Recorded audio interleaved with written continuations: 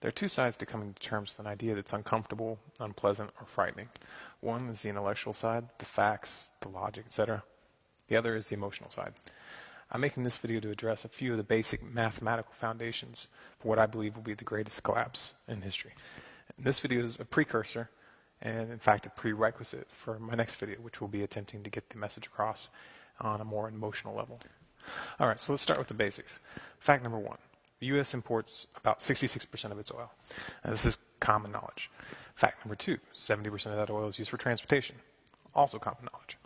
Fact number three, the U.S. dollar is not backed by anything physical. It's backed by debt originating from the issuance of bonds. Fact number four, the U.S. debt, currently over $14 trillion, but growing, cannot be paid back. And the rest of the world knows this. Fact number five, oil is currently only sold on the global market in U.S. dollars, and this is due to a set of agreements between the U.S. and OPEC. However, this doesn't just affect OPEC. When Canada buys oil, they buy it in dollars. When France buys oil, they buy it in dollars. This particular situation is often referred to as the petrodollar status. Fact number six, the necessity to have dollars in order to purchase oil in the global market creates the demand for the dollar. And for anybody who would like to dispute this, please refer to fact number three. Fact number seven, the value of the dollar is directly tied to the demand for the dollar. Supply and demand, basic economics. The obvious conclusion is the petrodollar status, which holds up the value of the dollar. Fact number eight, China and Russia just recently agreed to stop using the dollar in all their bilateral trade. This includes oil. Now, when Saddam Hussein did the same thing, we invaded Iraq. But we can't invade China or Russia. Now, all the facts that I've outlined here are simple, publicly accessible, verifiable. I'm not going to hold everybody's hand and take them out there to do their research. If you want to contest one of these specific ideas, you actually need to do the research yourself. Now, the following are the conclusions that I draw from these facts. The United States will lose its petrodollar status. I don't know when, I don't know the exact date, but it's inevitable. When it does, the demand for the dollar will fall precipitously. And as demand drops, the value of the dollar will evaporate. This means hyperinflation. And once hyperinflation is fully underway, other countries will begin refusing to accept dollars for products that they export. This will happen very quickly. Now remember, U.S. imports 66% of its oil. And that oil is not going to keep coming in if exporters no longer accept U.S. dollars. And remember, we established 70% of all domestic oil consumption is used for transportation.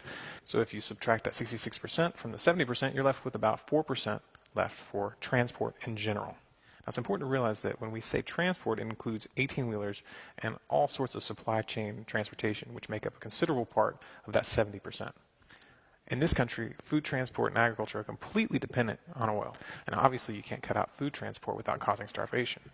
Logical conclusion, you're not going to be able to get gasoline to drive your car. Nobody is.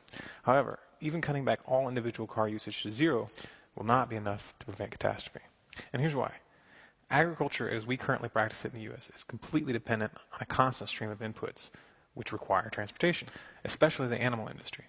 Take, for instance, a chicken farm. The farm normally gets deliveries of corn or other feedstocks on a regular basis. Almost no farms grow both the feed and raise the animals. The loss of the petrodollar would lead to astronomical price increases for that transport, and that will translate into astronomical prices in the grocery store. And what you have to understand is this explosion in the cost of transport will affect every single other industry. And as the cost of doing business skyrockets, unemployment will also skyrocket. Now, a large number of the states are already on the verge of bankruptcy. They're not going to be able to feed and house this massive influx of the unemployed. People will go hungry. And when people go hungry long enough, they get desperate. And they become very dangerous. Now, I'm not telling you this to scare you. But if you really understand it, it probably will. When I first came to terms with this, it was earth-shattering for me. And it's no exaggeration to say that I hardly slept for weeks. But at a certain point, you have to make a decision to put your fear aside and start getting ready.